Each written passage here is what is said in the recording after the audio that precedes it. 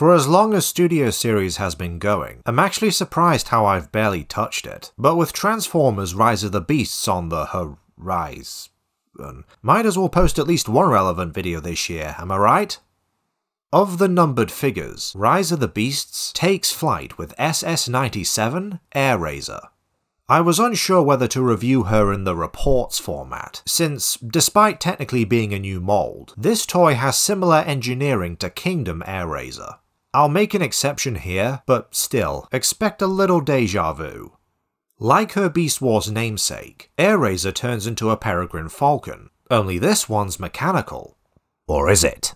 Features like the rump and upper leg plumage have similar organic detailing to Kingdom Airazor. However, her head's sculpted like it's made of layered armor, the metallic indents on some of her feathers, some of her wing feathers sporting sharper edges as if they're blades, and the vertebrae comparable to gear teeth make the alt mode feel more techno-organic.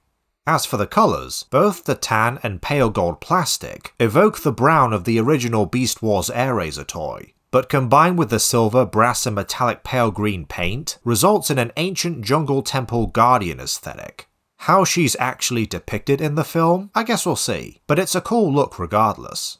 Despite both being deluxes, Studio Series Airazor outsizes the Kingdom mold quite a bit. Hell, there's more heft to this one, despite the modern cost-cutting measures Hasbro usually takes, such as hollowing out plastic. That being said, Studio Series Airazor's Beast Mode articulation is familiar.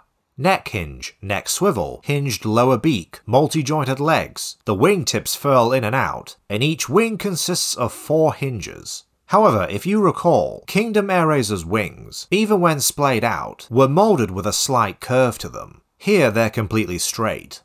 Obviously, this toy isn't striving for realism, but I can understand some preferring Kingdom Airazor in this department, due to the wings looking more natural when posed in flight. There's just a certain appeal to it, you know? However, I don't think I'm alone in complaining about the undercarriage, so to speak. With both figures, the bird legs theoretically start from her robot mode knees, and with Kingdom Airazor it kinda worked, as the relatively smaller parts and the placement of the pegs/holes allowed everything to be properly oriented. With Studio Series Airazor, the robot thighs are not as well concealed due to how they peg into place, as well as just being bigger parts in general. From certain angles, it looks like she's squatting, leading to mental images that I won't go into. The promo shots didn't help matters. Leaving the robot thighs unpegged allows you to position them further up, but now she's incredibly wide-legged. It's a no-win situation.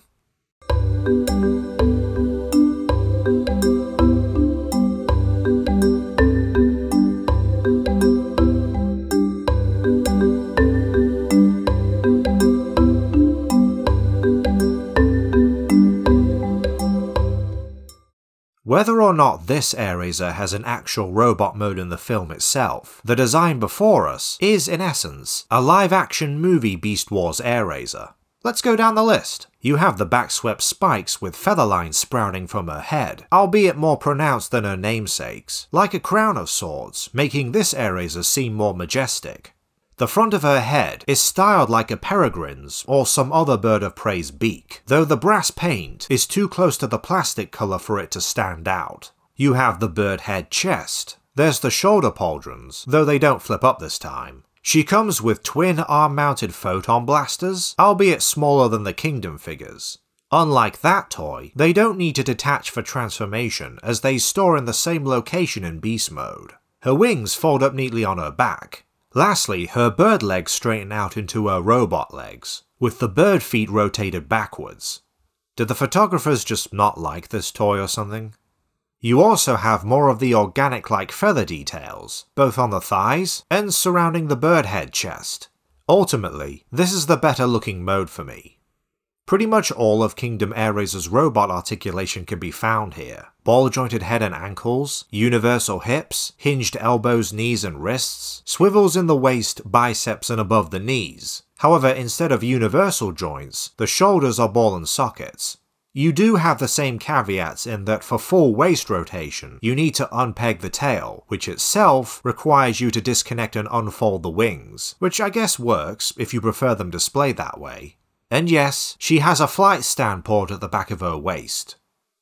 Studio Series Airazor is a nice enough rework of the Kingdom mold. It's the same highly articulated figure with a complex yet swift transformation. Unfortunately, how iffy her bird mode legs have been handled knocks this one down a bit, to the point where she only just makes the gold rank. If you have Kingdom Airazor, there's nothing new in store here, outside of the live-action film aesthetic. Not helping is that, in terms of product reveals, this toy was upstaged by Rise of the Beast's own mainline deluxe, which showcases a not exactly original, but still fairly impressive design. We'll get to it one day, but for now, expect at least a few more Studio Series videos this year.